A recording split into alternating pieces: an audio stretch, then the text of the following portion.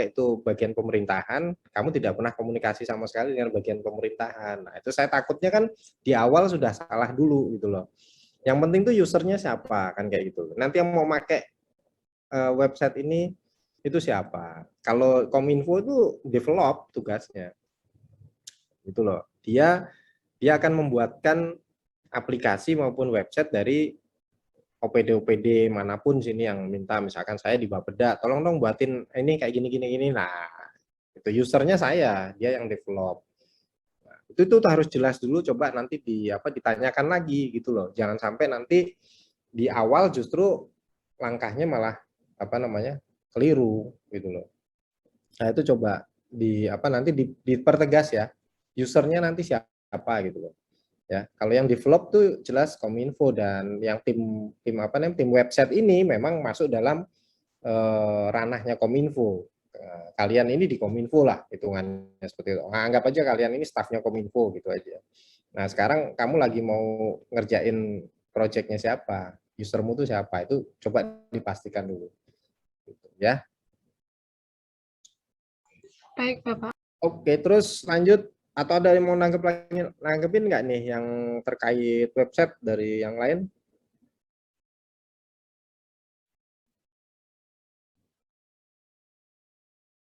Oke, bidang lainnya kalau yang mau disampaikan ada lagi?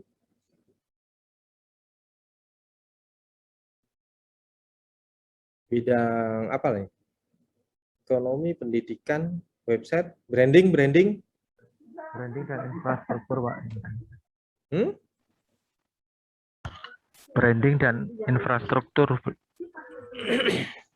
Oh, jadi satu nih, branding dan infrastruktur. Enggak, dua bidang itu belum maksudnya. Oh, dua bidang belum ya, branding. Branding apa? Mana branding? Mohon izin Pak, Pak, suara saya terdengar dengan jelas. Ya, kedengeran. Sebelumnya mohon maaf Pak, ini kameranya sudah saya nyalakan tapi belum kelihatan. Izin share screen materi ya Pak ya. Oke.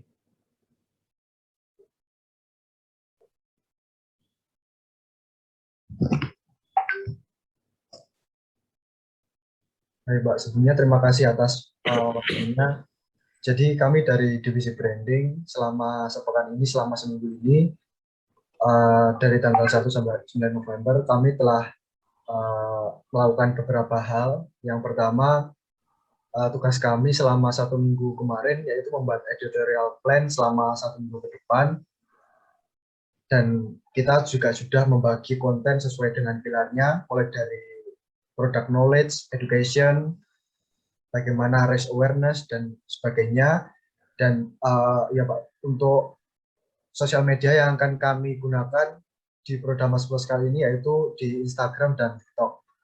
Untuk Instagram dan TikTok sudah tersedia dan sudah mulai jalan mulai minggu lalu. Namun untuk TikTok memang masih ada sedikit kendala karena memang ada kekurangan SDM dalam videografi seperti itu. Kami juga sudah membagi job desk mulai dari konseptor TikTok, konseptor IG, desain Instagram, copywriter, admin TikTok dan Instagram. Kemudian berikut untuk konsep editorial plan yang telah kami buat selama seminggu kemarin. Yang pertama, ini untuk memudahkan kami dalam membuat konten sebenarnya. Jadi yang pertama, langkah dari kami yaitu menentukan konten pilarnya untuk seminggu ke depan itu apa. Bisa dari product knowledge, education, atau dan sebagainya. Kita juga udah ada persentase berapa jumlah konten pilar yang akan kami keluarkan. Ini sudah kami jelaskan bagaimana konsep desain, bagaimana kontennya nanti, isinya juga sudah kami rangkum dengan jelas di sini, dan juga captionnya. Sebenarnya di sisi kanan ini juga ada revisi dengan mentor, jadi nanti mentor Pak Arief juga udah bisa melihat langsung apa yang telah kami buat dan bisa langsung merevisi di link drive yang telah kami kirim ke Pak Arief juga. Untuk postingan pertama kemarin, yaitu tanggal 2 November, hasilnya sebagai berikut. Ini tentang program knowledge dari Prodamas. Ini copywriting dari kami. Kemudian kami menjelaskan Prodamas secara umum. Kemudian lanjut ini konsep desain yang kedua, kita rancang lagi mulai dari program nulis seperti apa, kontennya seperti apa, captionnya seperti apa, dan riset hashtag seperti itu.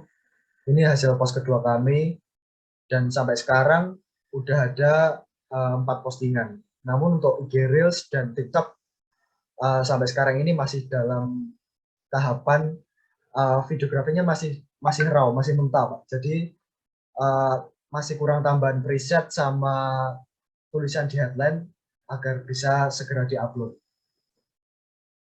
Ini untuk postingan ketiga kami. Untuk postingan keempat, awalnya seperti ini tapi ada perubahan. Jadi kami mengupload hasil foto-foto kami yang di pas launching kamu keren di Hotel Insumo kemarin. Untuk postingan kelima seperti ini kita di awal-awal ini fokus pada program knowledge karena memang untuk pengenalan lagi, penegasan ulang untuk masyarakat luar Kediri mungkin yang belum kenal, dan juga mengingatkan kembali untuk warga Kediri akan adanya.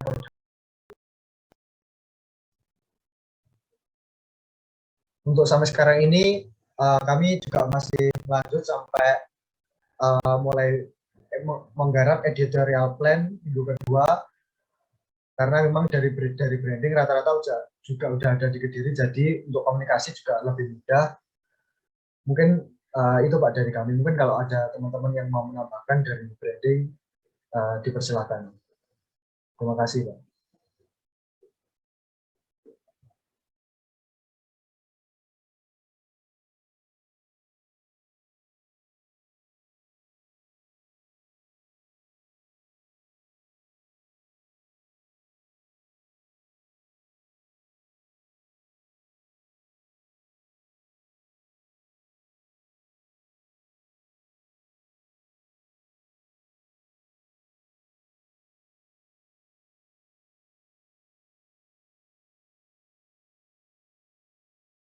Sudah nih? Enggak ini. Sudah Pak. Sudah ya? Sudah. Ya, oke. Kamu tim branding apa tim medsos ini? Dari branding Pak. Branding? Ya. Loh, tanya lagi, tim branding apa tim medsos? Branding itu tugasnya juga mengelola medsos itu Pak. Yang kamu branding apa? Kalau mengelola medsosnya saya paham dari tadi paparannya mengelola medsos. Brandingnya di mana gitu?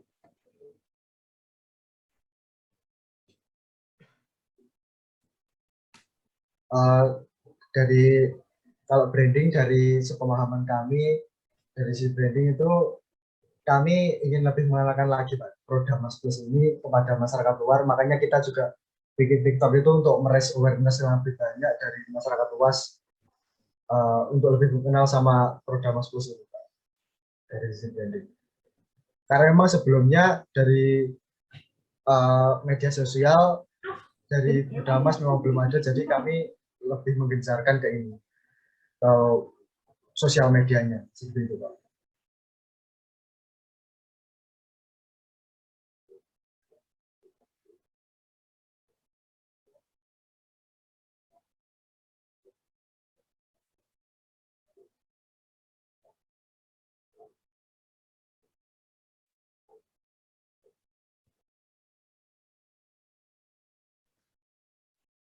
Oke, jadi apa ya? Konsepnya tuh ya publikasi ya. Ini sama sih kayak website sama website. Terus ini lebih banyak nih di medsosnya kalau yang di tim branding. Hanya kalau harapan saya tuh justru ada di ini. Anda membuat sebuah konsep misalkan kalau mau branding Prodamas itu kalau misalkan nih kelurahan pakai dana Prodamas tapi kelurahan-kelurahan tuh di Kota Kediri tuh bikin apa namanya lampu lampu trotoarnya tuh kayak bentuknya seperti ini. Ini ada filosofinya, ya kan?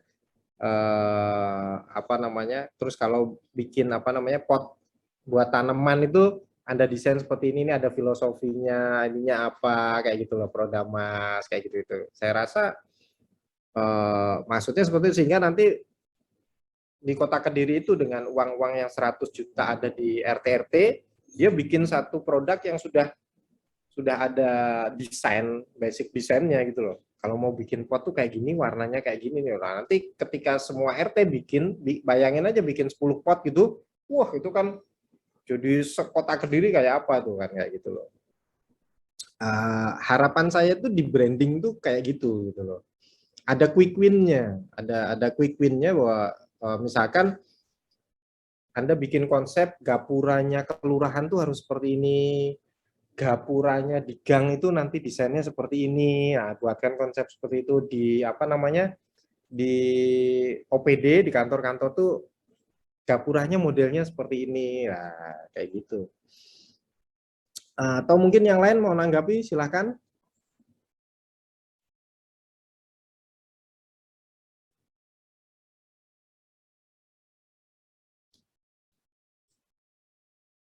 Ada yang mau nanggapi mungkin? Kalau tadi sih, kalau saya sekilas ya, sekilas saya melihatnya ini lebih ke medsos, publikasi lah. Publikasi tapi bagus. Cuman kritik aja, saya kritik aja itu ngapain gambarnya kok monoton banget gitu loh. Wali kota semua, apa nggak ada sesuatu yang lebih fresh? Maksudnya tuh apa ya? Didesain yang, nah itu kalau orang lihat nanti kan ya jenuh juga itu. Masuk gambarnya, kalau tadi saya sekilas tadi lihat di itu gambarnya wali kota semua itu. Izin menanggapi ya Pak. Hah? Terkait gambar wali kota tadi, untuk pos pertama memang itu kan sebelum proses pembuatannya masih kita online Pak. Untuk develop yang postingan awal itu kesulitan karena kita masih online dan kita belum memiliki footage-footage-nya ada di Kota Kediri. Makanya sebagian besar dari divisi branding inisiatif ke Kota Kediri untuk mencari footage-footage-nya ada di Kota Kediri Pak. Karena kesusahan ketika kita akan menampilkan sebuah proyek dari Kota Kediri tapi kita tidak mempunyai bahannya itu Pak. Mungkin dari itu Pak. Makanya banyak foto yang mungkin familiar di internet karena memang itu kami akui emang ambil Ya kan dari internet Pak. Nggak harus foto, bisa kartun, bisa animasi, kan nggak harus Mungkin foto. Desain apa namanya, grafik atau apa namanya, ya nggak harus foto juga gitu loh istilahnya.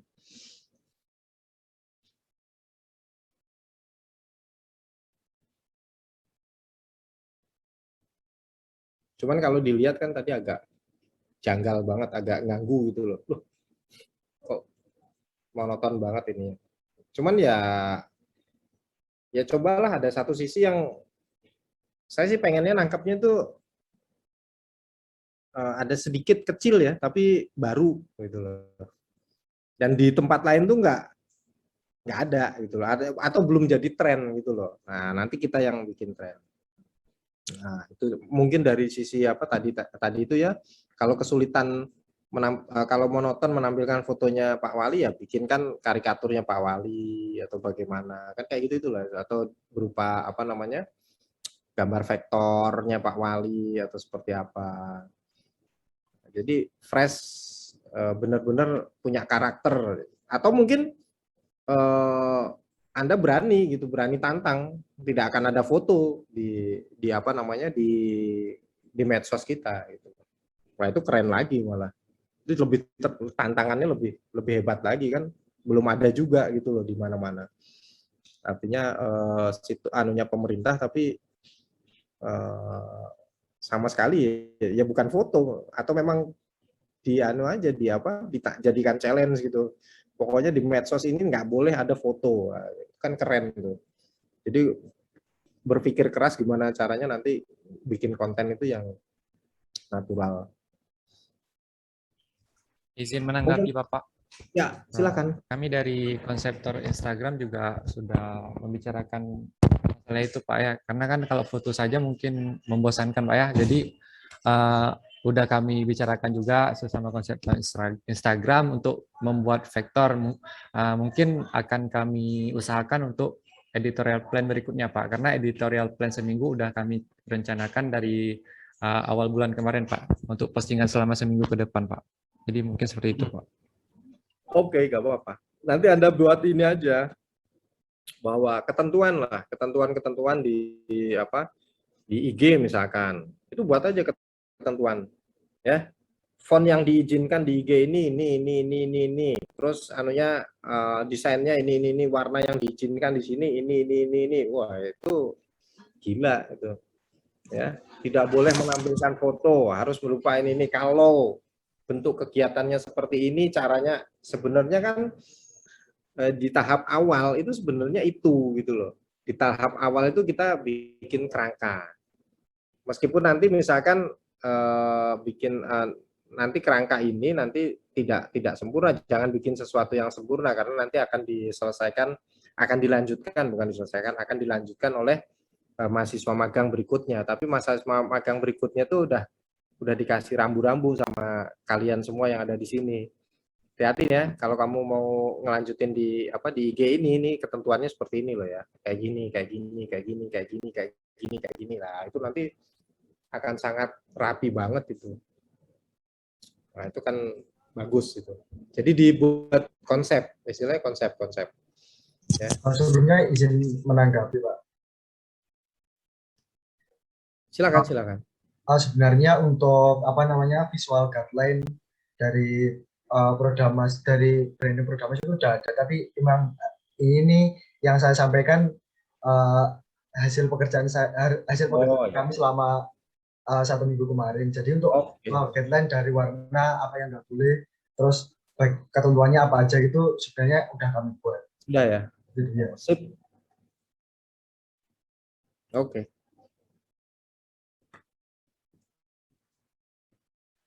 Mohon maaf Pak, saya izin masuk.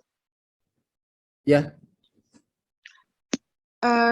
Dari mentor sendiri, dari Pak Arif kemarin menyarankan untuk sementara kita pakai foto-foto dulu, soalnya baik dari teman-teman yang udah ngelaksanain survei di Kota Kediri, kita belum dapat data-data yang pas buat dijadiin konten yang dimasukin untuk nge-branding Prodamasnya sendiri di Instagram. Jadi sampai saat ini masih pakai foto-foto yang ada. Sama untuk konten kedepannya nanti udah direncanakan buat dimaksimalin pakai apa namanya, masukin ilustrasi-ilustrasi biar itu tadi biar nggak bosan dan lain sebagainya. Oke, nggak apa-apa. Terus pertanyaan yang sama dengan yang di website, usernya nih nanti siapa?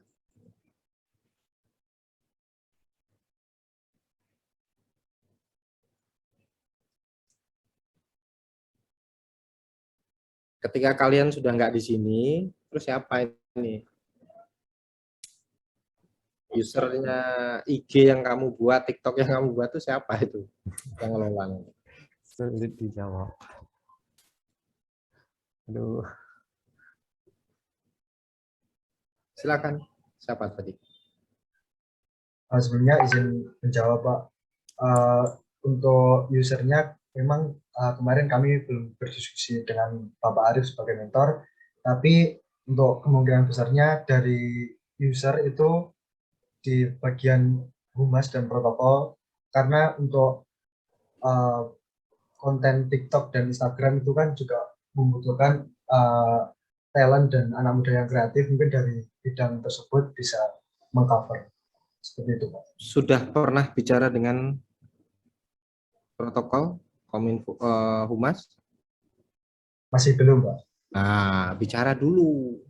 Jangan udah lari sampai ke ujung sana, nanti tahu-tahu suruh balik. Nggak mau, jangan di saya. Nanti repot lagi.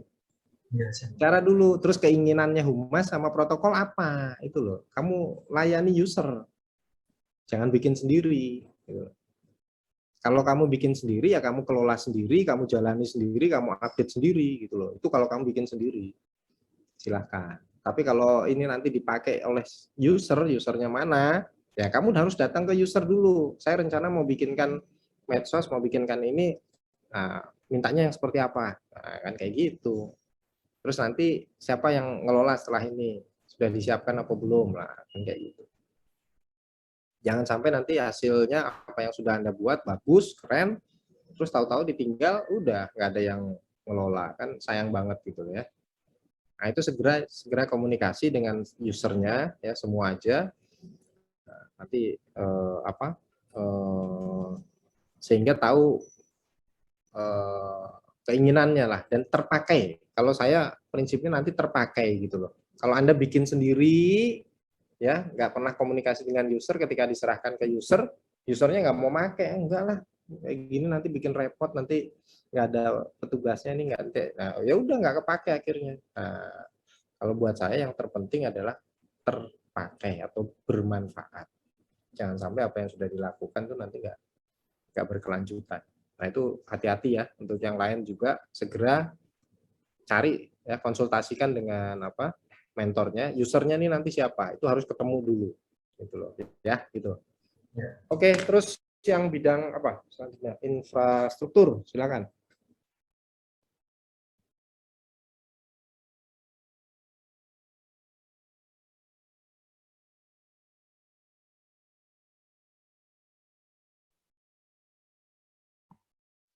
Halo Pak, apa suara saya bisa terdengar? Izin share screen Pak.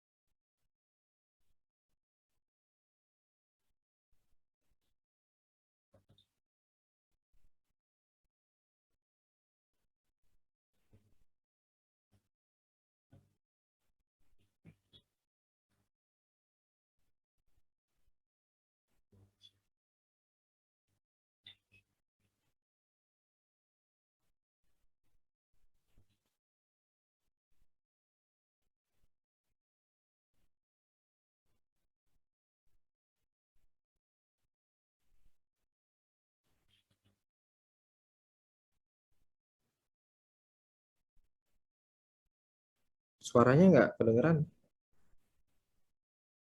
apa memang belum mulai ya? Apa sudah kelihatan Pak? Oh, sudah.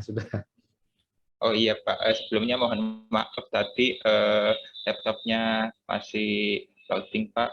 Jadi ini rencana scale up Prodamas dari bidang infrastruktur dan kesehatan.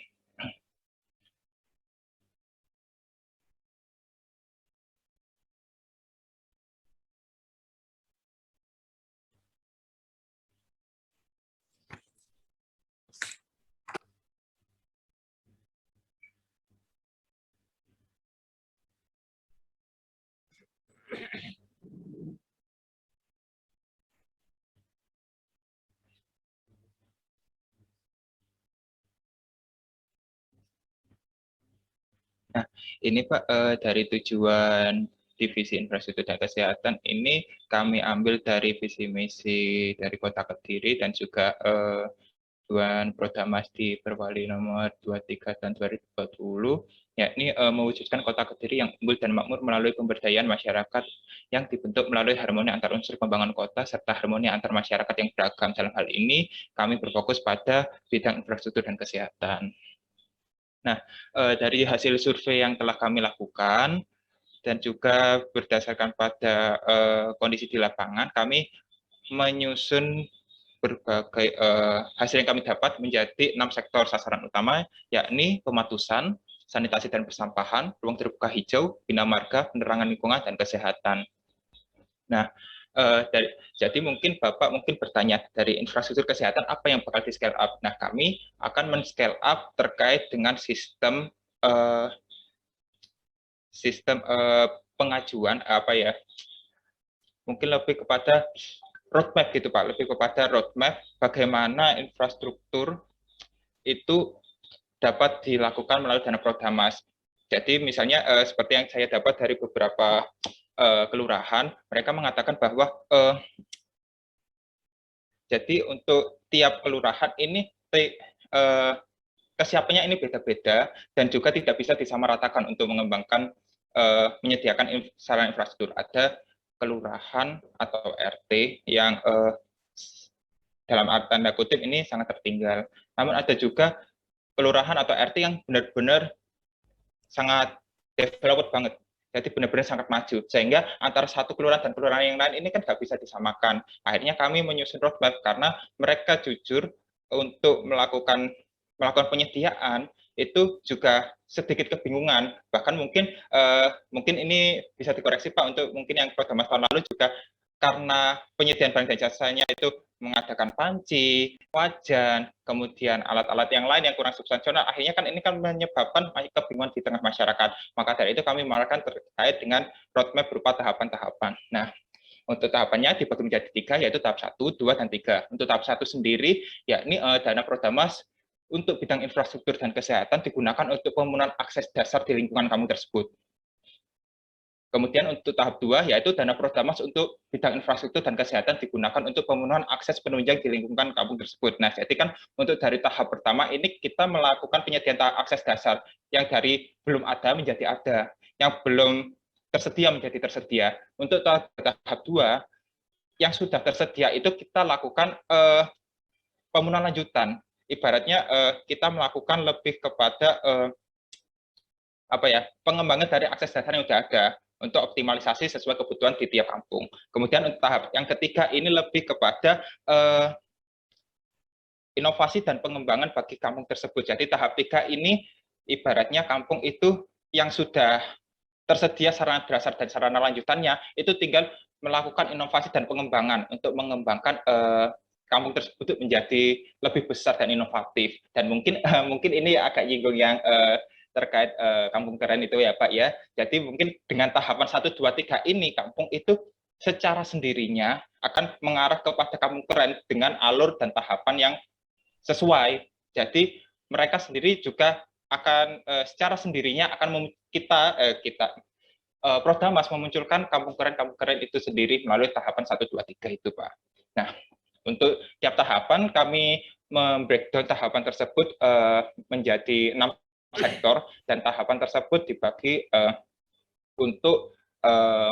tidak untuk semua, tapi untuk spesialisasi di tiap sektor. Jadi misalnya untuk tiap kampung, misalnya untuk tahapannya itu masuk kepada misalnya untuk sarana pematusan itu masuk kepada sektor tahapan yang mana, bukan untuk satu kampung itu masuk tahap yang mana, seperti itu Pak. Mungkin saya lebih menjelaskan yang awal dulu Pak terkait dengan sektor pematusan, yaitu di tahap 1 kami menawarkan kegiatan yaitu penyediaan drainase atau gas sesuai standar di tiap jalan atau gang.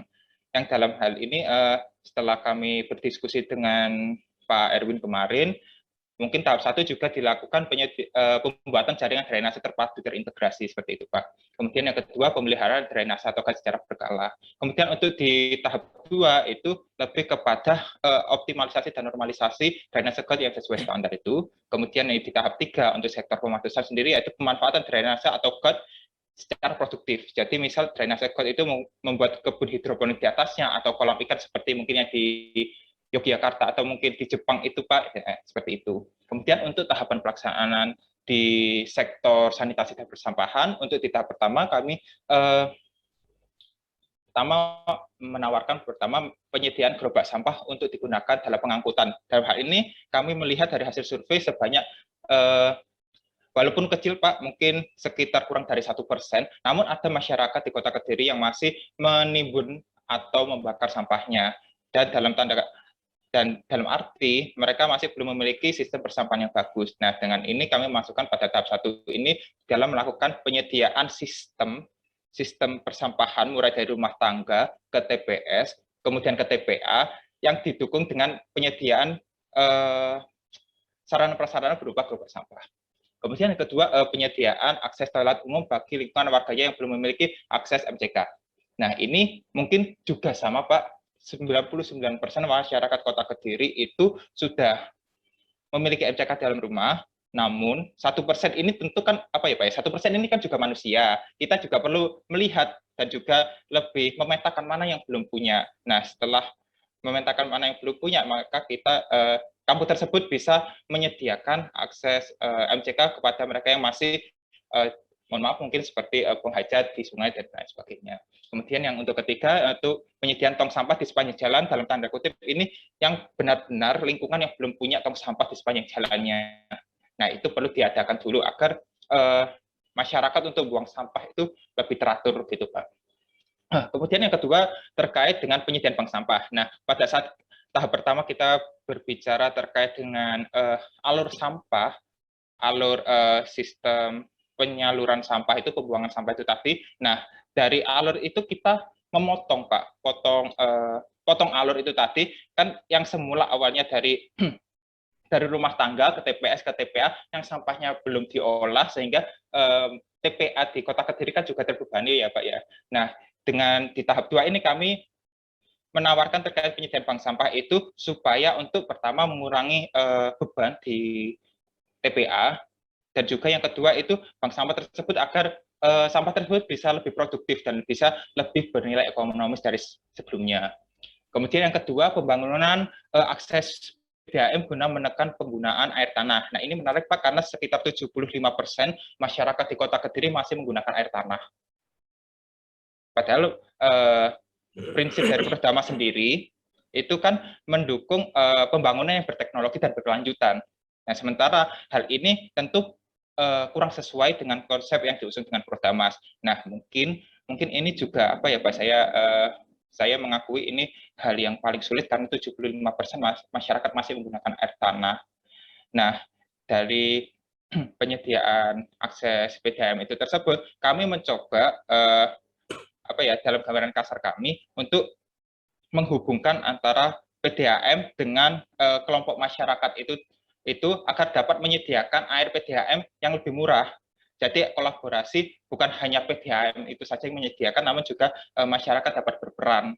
Sehingga bila airnya kan mungkin apa ya Pak ya, mungkin bila airnya itu memiliki kualitas yang bagus, yang sama, dan juga mungkin bila lebih murah, mungkin perlahan-lahan masyarakat bisa beralih. Namun kami sadar bahwa itu hal yang sangat ya bukan sangat berat, hal yang cukup berat dan perlu dukungan bukan hanya dari Prodamas itu sendiri, tapi juga berbagai sektor di pemerintah Kota Kediri maupun di Kota Kediri secara umum. Kemudian untuk tahap 3 Pak, terkait penyediaan IPAL pada tiap kampung menggunakan air limbah dan atau dari drainase got. Nah, ini Pak mungkin seperti yang saya jelaskan sebelumnya, untuk berdasarkan data survei 99% masyarakat sudah punya MCK di rumah sendiri. Namun mereka membuangnya itu secara sembarangan, dalam tanda kutip mereka punya MCK sendiri tapi langsung dibuang ke kali, langsung dibuang ke apa ya, saluran irigasi dan lain sebagainya. Nah, ini perlu dilakukan penyediaan IPAL itu tadi agar limbah-limbah itu dalam tanda kutip limbah rumah tangga, limbah cucian, kemudian dalam titik tinja itu bisa dikelola secara komunal, kemudian bisa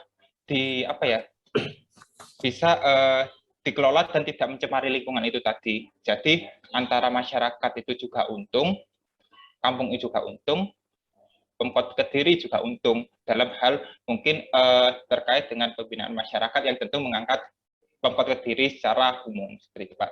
Kemudian yang kedua terkait dengan pengolahan sampah dari bank sampah. Nah, ini lebih lanjutan ya Pak ya untuk yang poin kedua, karena di tahap 2 kan kita berbicara terkait penyediaan bank sampah. Bank sampah itu ada, namun belum berbicara terkait pengolahan. Nah, bank sampah itu ada, jadi misalnya nasabah nyetor sampah ke bank sampah, dan bank sampah itu menjual dalam misal seperti botol, kemudian kardus itu secara mentah.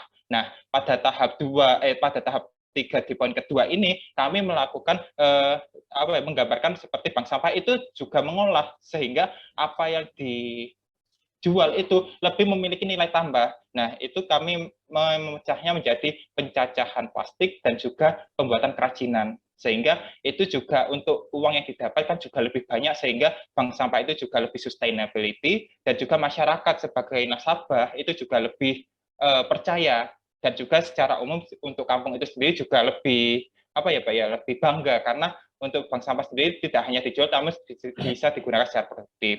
Kemudian yang ketiga ini kurang lebih sama Pak terkait pembuatan rumah kompos. Kemudian untuk sektor ruang terbuka hijau, ya ini untuk tahap pertama penyediaan ruang terbuka hijau kolektif secara swadaya. Nah, berdasarkan survei yang kami dapat bahwa sekitar 51% masyarakat lingkungan di Kota Kediri ini belum memiliki ruang terbuka hijau. Dan pun 49% yang mengatakan memiliki, hampir sekitar 75% mengatakan bahwa yang menyediakan adalah pemerintah. Nah, di sini Prodamas berperan untuk mendorong masyarakat menyediakan ruang terbuka hijau itu secara kolektif. Jadi dalam hal ini masyarakat didorong itu yang menyediakan masyarakat, yang menanam masyarakat, yang mengelola masyarakat, dan juga yang mengambil hasilnya juga masyarakat. Seperti itu, Pak. Kemudian yang kedua terkait penyediaan taman vertikal, Pak. Ini juga sama, Pak, untuk mendukung, untuk mengejar target RTH Kota Kediri untuk minimal sebesar 30%, seperti itu. Kemudian untuk tahap kedua, ya ini pemanfaatan RTH sebagai RTH produktif, ini ada kaitannya dengan yang pertama, pada tahap pertama, poin pertama, yaitu penyediaan ruang terbuka secara kolektif, yang pada tahap kedua ini dilakukan pemanfaatan secara efektif terhadap RTH swadaya itu tadi. Seperti misal sudah ditanami oleh masyarakat, mungkin kan kalau misalnya kita kalau dari kamar pemerintah kan nggak bisa tuh nanam, misalnya tanam sakarep ini, nanam mangga, nanam itu. Nah, tapi kalau RTH dikelola oleh masyarakat, mereka bisa. Dan dari hasil itu mereka bisa kelola, dan juga mereka bisa bisa menjadikan masyarakat di sana lebih produktif. Misalnya dari ini mungkin kaitannya juga seperti butuh rantas ya Pak ya. Itu nanti RTH itu menghasilkan hasil, kemudian hasil tersebut diolah dan juga bisa dijual lagi atau minimal bisa dimanfaatkan oleh masyarakat itu sendiri. Kemudian yang kedua, penanaman tanaman obat dan pangan itu sama Pak seperti yang tadi. Kemudian yang ketiga, penataan RTH sebagai public space itu juga sama seperti yang tadi Pak. Jadi ini lebih kepada tindak lanjut terhadap penyediaan ruang terbuka hijau kolektif itu tadi. Kemudian untuk tahap 3 yaitu pengoptimalan fasilitas pendukung untuk pedestrian ways. Jadi misalnya untuk gang itu benar-benar ditata sebagai untuk memberikan pengalaman keruangan bagi masyarakat yang ke sana, seperti misal buat taman vertikal, kemudian habis itu misalnya kalau di tiap kampung atau kelurahan punya tema itu benar-benar didukung. Misalnya seperti saya contoh misalnya Pakelan, misalnya Pakelan itu kan dikenal sebagai heritage. Nah, di sana pada tahap 3-nya benar-benar didukung untuk melakukan pedestrian ways, benar-benar dicirikan sebagai heritage of Kediri itu Pak.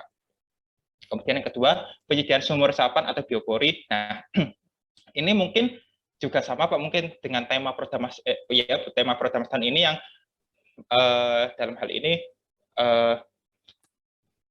bukan menyuruh Pak ya, menghimbau untuk tiap kelurahan, tiap RT untuk menyediakan biopori. Namun kenapa kami menyediakan di tahap 3? Karena penyediaan sumur resapan ini dapat dilakukan kalau misalnya memang dibutuhkan, karena kan yang tahun ini kan sudah diadakan semua. Nah, ini untuk di tahap 3 ini bisa dilakukan lagi bila memang dibutuhkan gitu Pak. Kemudian yang ketiga ya ini pengoptimalan tanah kosong untuk menjadi demplot sebagai semacam wisata pertanian di perkotaan itu Pak. Jadi tanah kosong dioptimalkan sebagai wisata pertanian. Jadi hampir mirip seperti yang ruang terbuka hijau, namun ini lebih ke fokus kepada sektor pertanian seperti itu. Kemudian untuk pelaksanaan sektor bina marga, yakni yang pertama terkait pavingisasi. Ini pengaspalan ini mohon maaf Pak, ini pengaspalan harusnya nggak di sini karena untuk pengaspalan sendiri kewenangannya ke Dinas PUPR.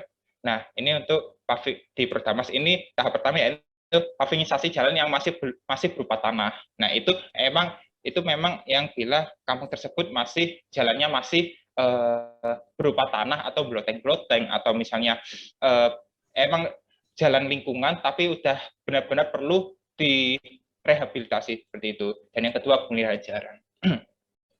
Kemudian yang tahap kedua ya ini terkait standarisasi akses jalan agar dapat dilalui kendaraan penyelamat. Nah, ini kami lebih berfokus pada akses jalan di masyarakat itu agar minimal dapat sesuai standar agar dapat dilewati seperti pada saat bencana, misalnya ada kebakaran, ada pohon tumbang, itu apa ya, untuk kendaraan-kendaraan penyelamat itu seperti mobil pemadam kebakaran dan sebagainya bisa masuk. Jadi agar apa ya, untuk fatalitas dari bencana itu juga lebih, resikonya lebih bisa dikurangi seperti itu. Kemudian yang kedua, penyediaan jalur evakuasi dan titik berkumpul. Untuk tahap 3 sendiri, penerapan jalan berteknologi mungkin seperti penyusunan struktur jalan itu tadi, misalnya dari di atas itu ada pavingnya, di bawah misalnya di bawah ini seperti drainase komunal dan lain sebagainya, seperti itu Pak. Untuk sektor penerangan jalan, ini berfokus pada penerangan jalan yang bukan diselenggarakan oleh PJU dari Kota Kediri. Jadi ini lebih ke jalan lingkungan yang melosok-melosok sampai ke dalam itu tadi Pak. Nah, bila lingkungan tersebut masih belum ada jaringan lampu, maka perlu disediakan jaringan lampu jalan secara kolektif, karena sebagian besar masyarakat yang belum terjamah PJU itu sebagian mengatakan bahwa mereka menyediakan penerangan jalan lingkungan secara pribadi. Kemudian yang kedua, tahap 2 itu optimalisasi sistem penerangan jalan. Jadi di tahap 1 ini kan diadakan Pak. Untuk yang kedua ini dioptimalisasi untuk lebih masuk ke pelosok. Kemudian untuk yang tahap 3 itu lebih kepada pengembangan dan efisiensi energi, seperti penyediaan panel surya sebagai sumber listrik dari kampung, dan juga penerapan smart lighting, misalnya untuk menyalakan penerangan jalan umum melalui aplikasi dan lain sebagainya, seperti itu. Kemudian untuk tahap sektor kesehatan, ya ini pertama pelayanan kesehatan gratis tiap bulan. Seperti ini Pak, mungkin kami di sini mungkin belum berpikir jauh terkait dengan pengadaan sarana prasarana, karena mungkin itu kewenangannya di Dinas Kesehatan ya Pak ya. Nah, mungkin kami mengambil jalannya lebih kepada mendekatkan akses ke masyarakat, terutama untuk akses kesehatan, untuk lingkungan yang akses kesehatan terdekatnya itu sekitar 3 atau lebih dari 3 km. Itu menurut kami sih cukup memakan waktu, sehingga perlu didekatkan agar masyarakat itu untuk akses kesehatannya juga terpenuhi. Jadi misalnya seperti kayak Posyandu atau juga Posbindu, namun ini lebih dari sekedar program tersebut. Jadi kalau misalnya kayak misal seperti Posbindu Pak, mungkin tiap bulan sekali untuk dilakukan untuk seperti cek-cek kesehatan, seperti cek darah, kolesterol dan lain sebagainya. Namun di situ tidak hanya pengecekan, namun juga seperti konsultasi kesehatan secara gratis untuk penyakit ringan seperti flu, pilek, kemudian diare dan lain sebagainya, seperti itu Pak. Kemudian untuk tahap 2 yaitu ini mungkin sudah dilaksanakan, walaupun juga perlu dioptimalkan terkait pemberian akses JKNKIS bagi masyarakat yang belum tercover. Ini mungkin sudah terlaksana melalui Universal Health Coverage milik Kota Kediri, ataupun juga JKNKIS yang sudah diantarkan melalui pemerintah pusat. Kemudian yang ketiga, optimalisasi akses JKNKIS itu tadi, dan pemetaan secara digital bagi masyarakat yang belum terakses layanan JKNKIS. Jadi ini lebih kepada tahap pengembangannya itu Pak. Nah, mungkin Pak, mungkin saya sedikit menambahkan sedikit bahwa yang dilakukan, mungkin Bapaknya bingung ya, mungkin iya, tahapannya itu bagaimana. Nah, kami melakukan tahapan tersebut itu bukan berdasarkan satu kelurahan itu kamu harus tahap 1, enggak gitu Pak. Jadi tahapannya berdasarkan tiap sektor. Misal di suatu kampung drainasenya bagus, dan dalam melakukan tahapan tersebut sudah masuk tahap 2 atau tahap 3. Namun, misalnya dalam akses sanitasi persampahan itu masih belum memiliki, misalnya mohon maaf, mungkin banyak dari masyarakat yang masih buang hajat sembarangan. Nah, itu untuk pematusannya bisa masuk tahap 2 atau 3, namun untuk sanitasi persampahannya harus masuk tahap 1, karena ini yang perlu diselesaikan. Jadi, kenapa kami tidak menggeneralisir satu kelurahan itu menjadi satu tahap? Karena tentu tiap kelurahan ada kelebihan dan kekurangannya sendiri yang tidak bisa digeneralisir. Jadi, bila dilakukan tiap sektor itu tadi, itu pembangunan jadi lebih fokus dan juga lebih merata, sehingga dalam mewujudkan kampung mandiri itu, terutama mungkin di Kediri kampung keren itu tadi, lebih efisien dan tidak bukan tidak meninggalkan lebih sedikit meninggalkan permasalahan-permasalahan itu tadi. Mungkin permasalahannya yang ditinggalkan juga kecil dan juga bisa di itu Pak, bisa di cover seperti itu Pak. Nah ini mungkin diagram alirnya seperti ini, cek kondisi lapangan, pemetaan kampung, pelaksanaan, kemudian pelaksanaan terhadap 6 sektor itu tadi dan pengawasan dan evaluasi. Untuk tiap sektornya nanti dilakukan seperti ini untuk pemetaan tahap 1, 2, 3. Kemudian untuk sanitasi persampahan juga seperti ini Pak, untuk pemetaan dalam tahap 1, 2, 3. Untuk RTH dilakukan pemetaan seperti ini. Untuk penerangan jalan lingkungan sudah dipetakan untuk melakukan tahap 1, 2, 3, mungkin untuk apa ya, dalam memetakan tiap kampung itu masuk tahap yang mana, untuk bina marga, kemudian dan juga kesehatan. Seperti itu Pak. Terima kasih. Juga mungkin mohon masukan dan saran. Terima kasih Pak.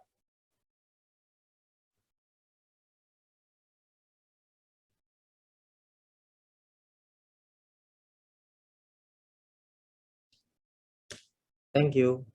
Itu surveinya kapan ya? Surveinya itu kami melakukan 2 kali Pak. Yang pertama itu per 25 Oktober. Kemudian yang kedua itu saya lupa Pak tanggalnya. Tanggal 4 mungkin ya Pak ya, minggu kemarin Pak.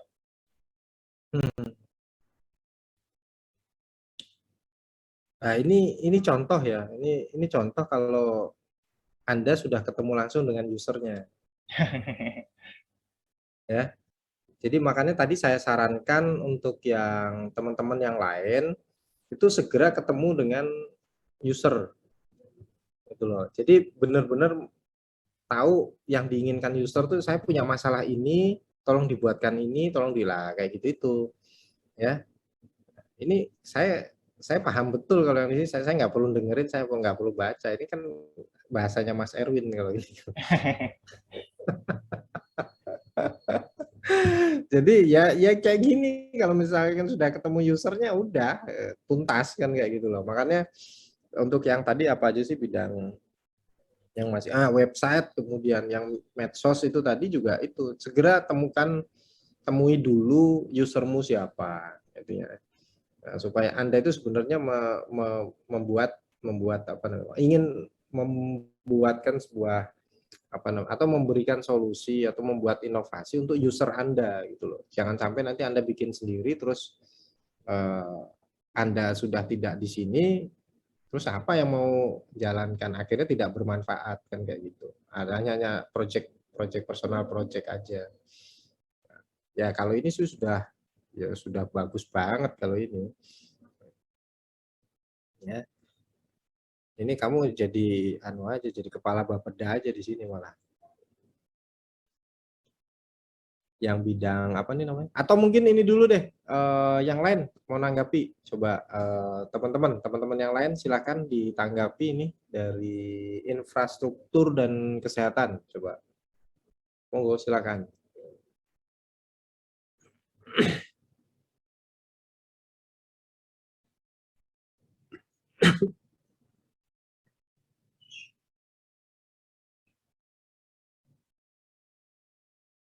Nggak ada?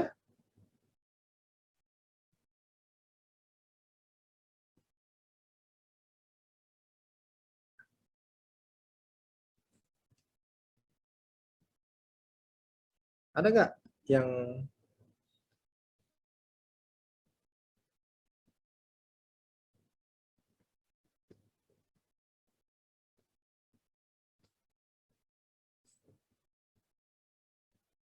nggak ada ya? Oke, saya udah ya, berarti ini udah semua ya? Udah paparan semua? Kurang data analis, Pak. Data analis? Oh iya, Iya, coba. Pak. Silakan. Data analis. Ya, baik Pak. Izin share screen ya, Pak. Silakan.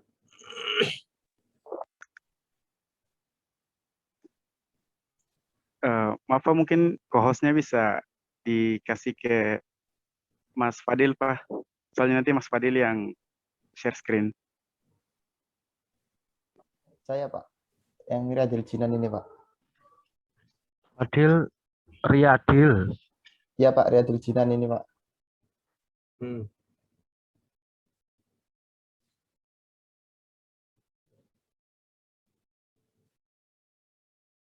Silakan.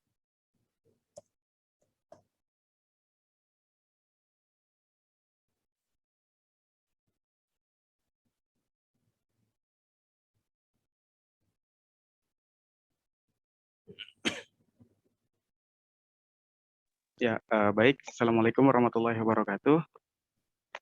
Jadi di sini saya akan mencoba untuk menjelaskan hasil diskusi mandiri kami untuk seminggu yang lalu. Jadi untuk diskusi kami, itu kami menggandeng beberapa bidang, salah satunya juga infrastruktur untuk merancang survei lanjutan yang akan kami buat. Jadi di sini kami rancangkan yaitu pada tanggal 1 sampai tanggal 3 November itu dari divisi data analis itu akan membuat kuesionernya, menentukan variabel-variabel apa yang nanti akan di survei. Selanjutnya pada tanggal 4 sampai tanggal 6 November itu melakukan survei ke lapangan, itu juga menggandeng beberapa divisi. Kemudian tanggal 7 sampai tanggal 9 itu melakukan analisis data yang selanjutnya akan diserahkan kepada divisi-divisi yang lain. Jadi untuk sampel yang diambil, jadi di sini kita juga mengambil dari beberapa divisi yang sudah disebutkan tadi untuk bidang-bidang apa saja yang mau diteliti, yang mau disurvei. Kemudian untuk sampelnya itu diambil dari kelurahan. Di sini kami untuk juga menghemat waktu, jadi kami ambil sampel-sampel kelurahannya itu yang berdekatan. Nah, kemudian untuk sampelnya yang diambil di kecamatan pesantren itu ada 2 kelurahan. Di masing-masing kelurahan itu diambil 2 RT. Dengan pembagiannya itu di kecamatan pesantren ada 2 kelurahan, jadi ada 4 RT yang diambil, dan di kecamatan kota juga ada 3 kelurahan, jadi ada 6 RT yang diambil. Jadi untuk sampel yang terambil adalah sebagai berikut. Yang pertama di Mojoroto, itu yang diambil yaitu Dermo dan Merican, ini untuk skema yang pertama. Kemudian di kota yaitu ada Jagalan dan juga Kemasan. Dan di pesantren itu ada Bangsal dan pesantren. Nah, jadi untuk total sampel yang diambil itu ada 6 kelurahan dan 12 RT. Jadi untuk yang disurvei itu adalah ketua RT-nya dan diambil juga salah satu unsur masyarakat dari RT-RT yang terambil gitu. Nah, jadi itu untuk pembahasan di tanggal 1 November 2021. Ya, selanjutnya dari mahasiswa itu menyampaikan rencana mau mengadakan survei lanjutan. Karena survei yang pertama itu di kurang lebih tanggal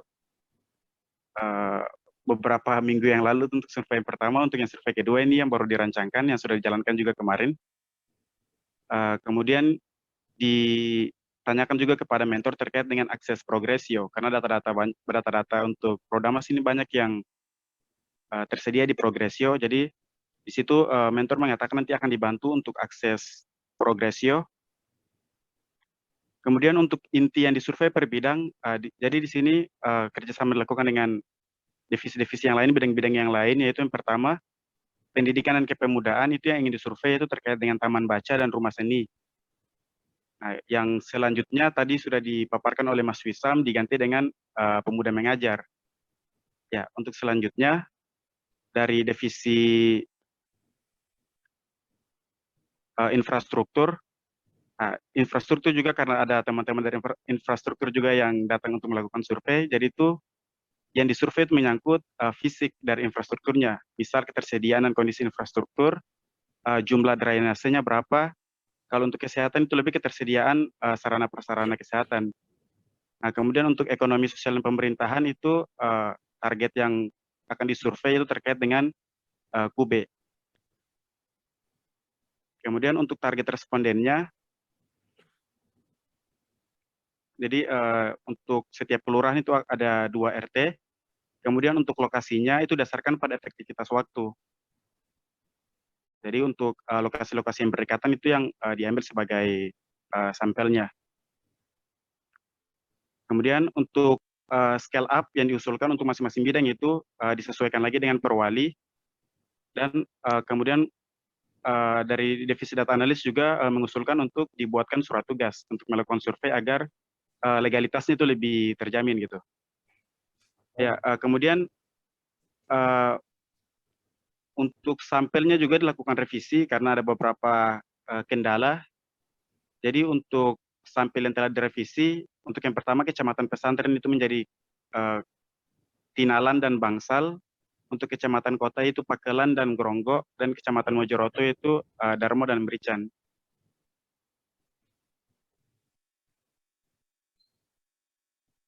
Nah, jadi untuk pembagian kelompok dasarkan pada mahasiswa yang ikut survei, karena tidak semua mahasiswa berada di Kediri saat itu, jadi diambil beberapa mahasiswa dari masing-masing bidang yang memang saat itu bersedia untuk melakukan survei, yaitu dari pendidikan 5 orang, infrastruktur ada 1 orang, data analis ada 2 orang, branding 3 orang, untuk sospem ada 4 orang.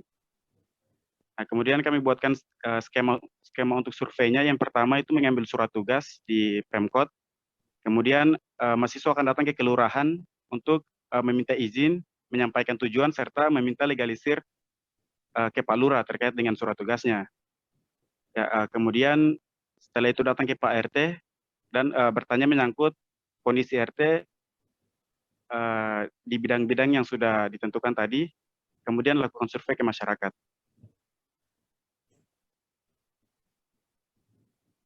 Jadi RT yang dipilih adalah yang disarankan juga oleh kelurahan untuk kan sudah dirancangkan setiap kelurahan itu ada 2 RT ya. RT yang dipilih itu diambil itu berdasarkan saran-saran dari kelurahan.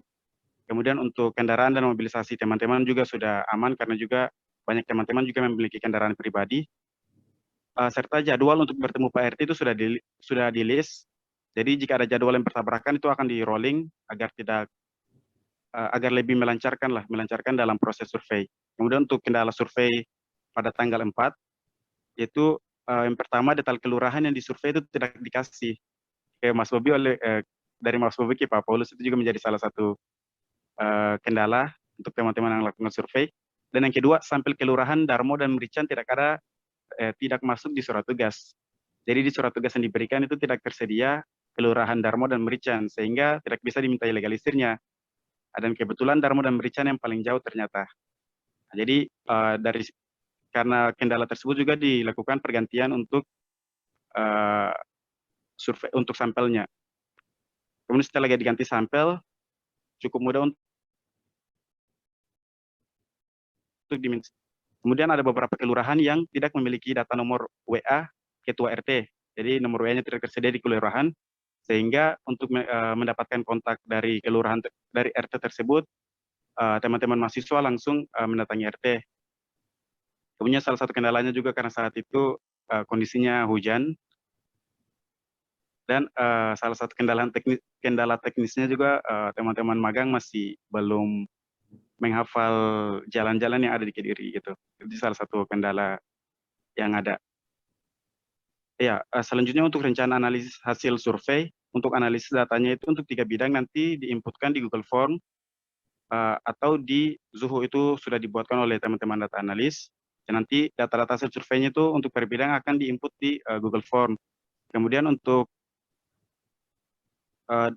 data analis juga sudah mendapatkan akses untuk Progressio. Jadi dengan akses Progressio ini teman-teman dari data analis bisa lebih mensinkronkan hasil survei dan hasil yang ada di Progressio gitu. Ya, untuk yang selanjutnya akan dilanjutkan oleh Mas Fadil. Ya, silakan Mas Fadil. Baik. Untuk yang selanjutnya, untuk yang tanggal 5 November ini masih pelaksanaan survei, di mana di sini untuk progres surveinya itu yang pertama dari masyarakat itu sebenarnya sudah memiliki banyak ide, Pak. Sudah bagus-bagus itu idenya. Namun kebanyakan itu masih terbatas oleh SK Wali Kota. Dan untuk SK-nya sendiri itu banyak yang belum turun untuk di bidang ini KUB, kelompok usaha bersama. Nah, kemudian untuk hasilnya di Kelurahan Tinalan, yang pertama untuk masyarakatnya itu sudah siap dan matang dengan inovasinya. Namun karena pandemi juga itu kemarin itu banyak yang terhalang dana. Lalu selama pandemi ini sementara KUB itu juga banyak yang berhenti ya, Pak, karena ya terhalang dana juga itu.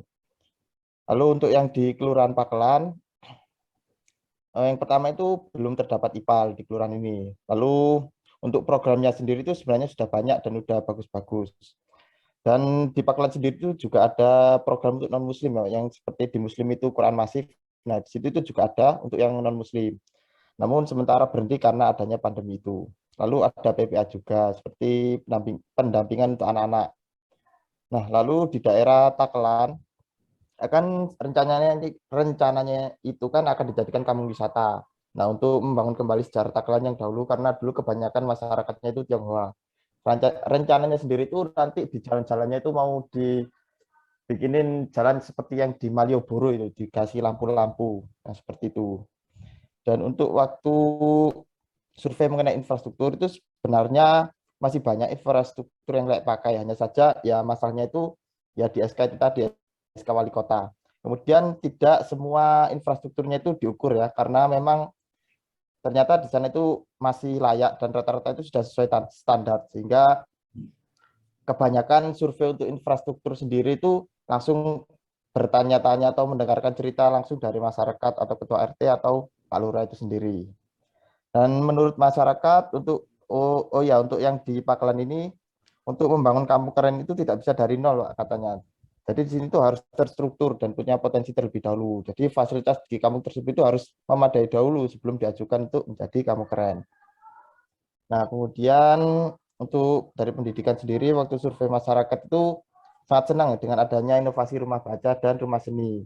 Kemudian masyarakat itu juga paham dengan konsepan dari peserta magang seperti yang dijelaskan anak pendidikan tadi. Jadi, namun di sini untuk teman baca sendiri itu untuk sekarang banyak yang nganggur karena memang pada masa pandemi ini. Lalu untuk Inggris masif juga sudah berjalan namun masih relatif sepi. Dan untuk peralatan PAUD juga kurang terawat. Kemudian kesadaran masyarakat terhadap 3 bidang ini juga masih kurang dan belum terbangun. Contohnya QB itu udah ada tapi hanya dianggurkan saja dan tidak dikembangkan karena mereka hanya mengandalkan dana dari pemerintah. Jika modalnya tidak ada ya nggak bisa jalan gitu, Pak. Terus kurangnya rasa kepemilikan. Nah, lalu sini ada rencana analisis, ini diusahakan menggunakan text mining.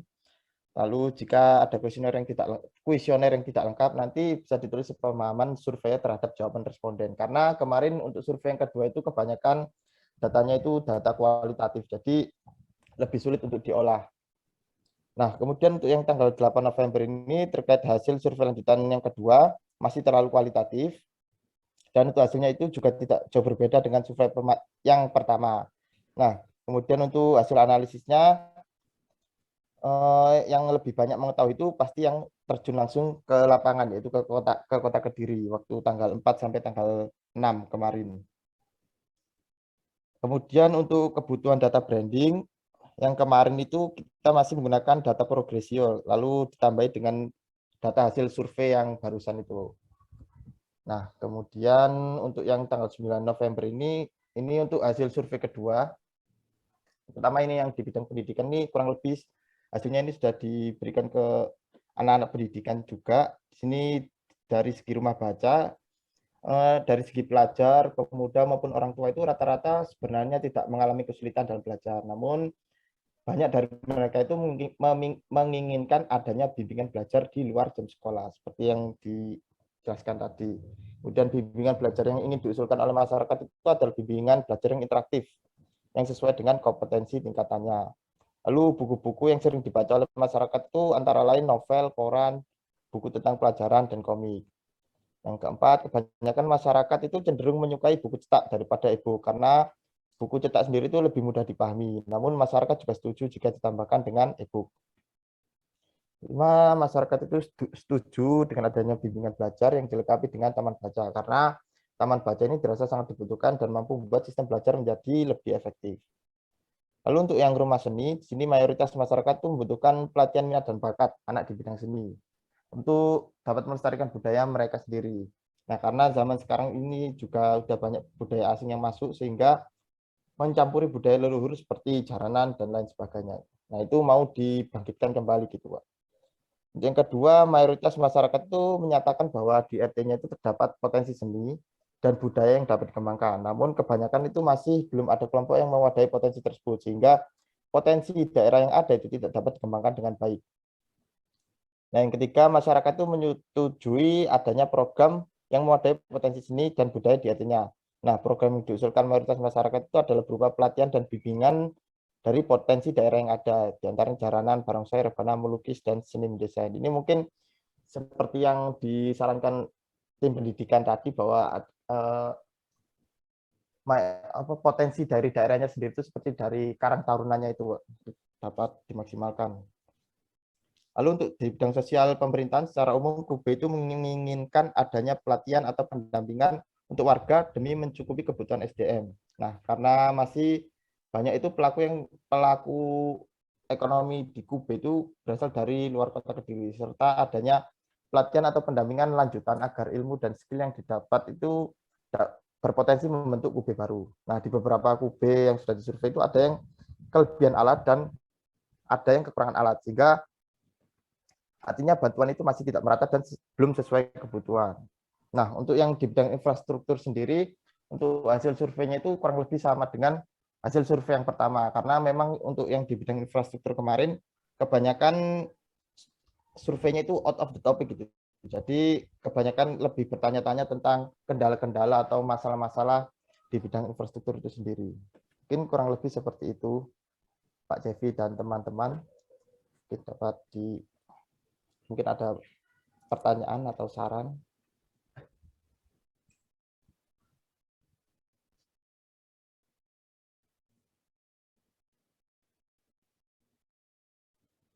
Oke, yang lain mungkin ada yang mau nanggepin ini?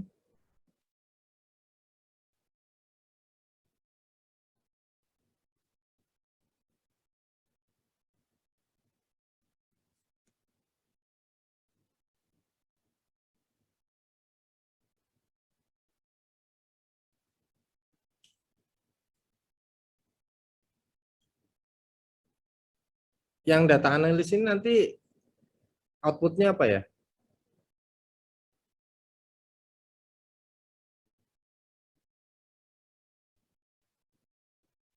Ya, izin menjawab Bapak. Jadi untuk dari teman-teman data analis, untuk output yang dikeluarkan yaitu hasil analisis data yang nantinya akan diserahkan ke divisi-divisi lain Bapak, seperti divisi infrastruktur, pendidikan, website, dan yang lainnya Bapak. Ya, seperti itu.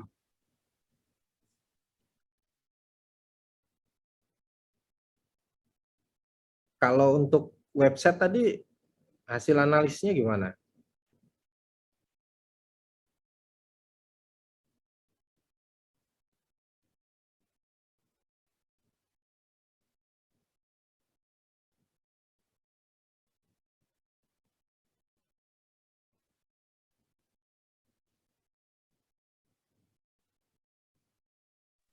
Ya, izin menjawab Bapak. Jadi pada survei yang kemarin dilakukan itu kurang lebih itu mensurvei kondisi fisik dan real berjalannya Prodamos, Pak. Jadi kalau untuk soal website kemarin memang tidak disurvei, Bapak.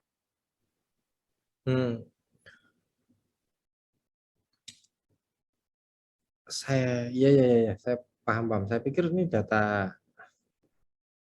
analisnya nanti justru jadi masukannya buat yang tadi yang website itu.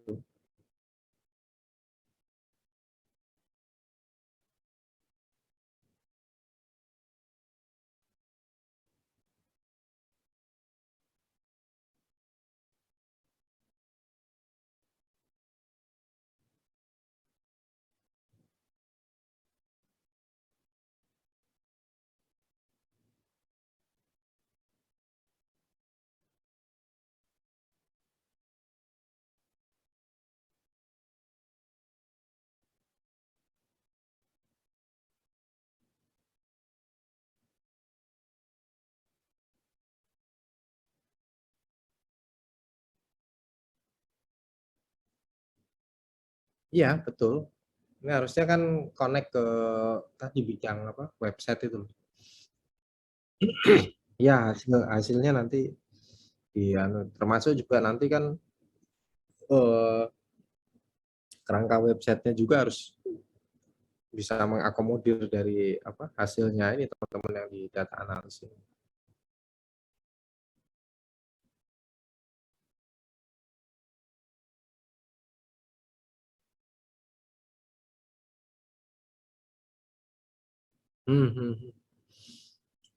Betul. Jadi enggak sih, sebenarnya kan bukan, maksud saya tuh yang data analis ya sudah seperti itu gitu loh. Cuman maksudnya ini harus ditangkap sama orang website. Hasilmu itu harusnya ditangkap sama tim website gitu loh. Jadi yang bikin dashboard itu tim websitenya itu harusnya.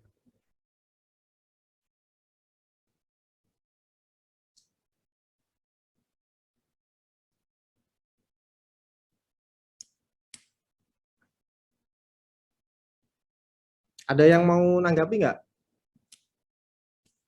dari yang lain?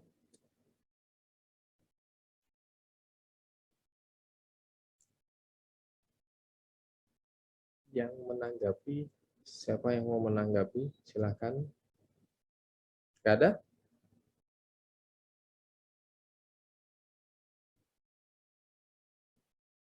Oke, kalau nggak ada, saya simpulkan tadi yang dari apa namanya secara konsep semuanya sudah baik ya, sudah berprogres, sudah menemukan satu apa namanya,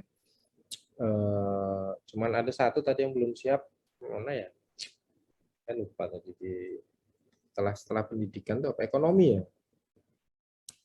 Ekonomi apa tadi? Cuman memang sebenarnya yang bagus itu tadi yang di infrastruktur sama kesehatan itu. Jadi policy, dia bisa menyumbangkan sebuah policy untuk Prodamas. Kalau yang lain, saran saya kalau yang tadi di pendidikan itu sudah bagus juga, sudah menemukan satu konsep, itu tinggal nanti menentukan kebijakannya seperti apa. Lalu yang lain-lainnya ini tolong segera pastikan usernya siapa supaya nanti bukan menjadi sebuah personal project gitu loh. Jadi menjadi sebuah project yang nanti berkelanjutan, termasuk juga nanti akan diteruskan oleh mahasiswa yang setelah ini gitu loh. Sebab jangan sampai nanti berpikiran bahwa besok itu dosen-dosennya masih kami semua gitu. Anggap aja udah beda semua, dosennya beda, mahasiswanya beda lah. Akhirnya kita harus punya satu rumah yang bisa memelihara hasil-hasil pekerjaan Anda semuanya itu. Termasuk juga nanti yang di data analis. Nah, data analis ini nanti mau datanya tuh mau ini kemana kan kayak gitu loh, mau si usermu tuh siapa kan kayak gitu loh. Makanya ini nanti harus koordinasi dengan tim website, apakah nanti dibuatkan dashboardnya atau nanti data-data itu masuk ke Bapeda misalkan seperti itu. Nah, harapan saya seperti itu, sebab nanti kalau tidak ketemu dengan si user itu, nanti Anda hanya akan bergerak sendiri aja gitu loh. Bergerak sendiri tapi tidak menyelesaikan masalah apapun. Nah, itu jadi personal project sendiri. Nah, harapan saya seperti itu. Kemudian nanti karena memang benar, karena waktunya sangat terbatas, tidak semuanya harus diselesaikan di proyek ini. Artinya tidak harus membuat sesuatu yang sempurna, tapi paling tidak di step awal itu sudah jadi pondasi. Jadi bukan jadi bukan membuat rangka kemudian atap, tapi pondasinya nggak ada. Nanti ketika mau bikin pondasi dirubuhkan dulu ya, seperti itu. Nah, nanti Anda semua ini sudah membuatkan sebuah platform lah, fondasi. Sehingga skenario ke depannya itu sudah bisa tinggal melanjutkan saja. Nah, kemudian saya menyampaikan sedikit saja bahwa apa yang Anda lakukan nantinya itu, karena ini sifatnya adalah scale up. Scale up itu membuat sesuatu lebih baik lagi. Prodamas yang sudah ada ini lebih baik lagi. Tentu ada prinsip-prinsip sebuah inovasi itu yang jelas itu tadi, satu bermanfaat, ya kan? Yang kedua itu mempermudah.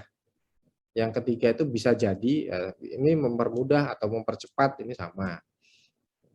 Nah, ini konsep-konsep seperti ini nih harus dipegang gitu loh. Kalau Anda tidak punya hal-hal tersebut, ya percuma aja kan kayak gitu loh. Ya, apa yang Anda buat ini tidak ada manfaatnya, ya. Artinya nanti tidak dipakai. Kemudian yang kedua, itu juga tidak mempermudah, tidak mempercepat sesuatu juga. Nah, itu juga nanti ya tidak ada nilainya apapun nantinya gitu loh. Nah, itu jangan sampai hal-hal tersebut terjadi. Ya, jadikan apa yang Anda sudah konsep itu memang benar-benar bermanfaat dan berkelanjutan. Seperti itu harus dipertimbangkan betul. Ya. Nah, mudah-mudahan nanti ini bisa jadi satu masukan buat semuanya saja, dan nanti mungkin lebih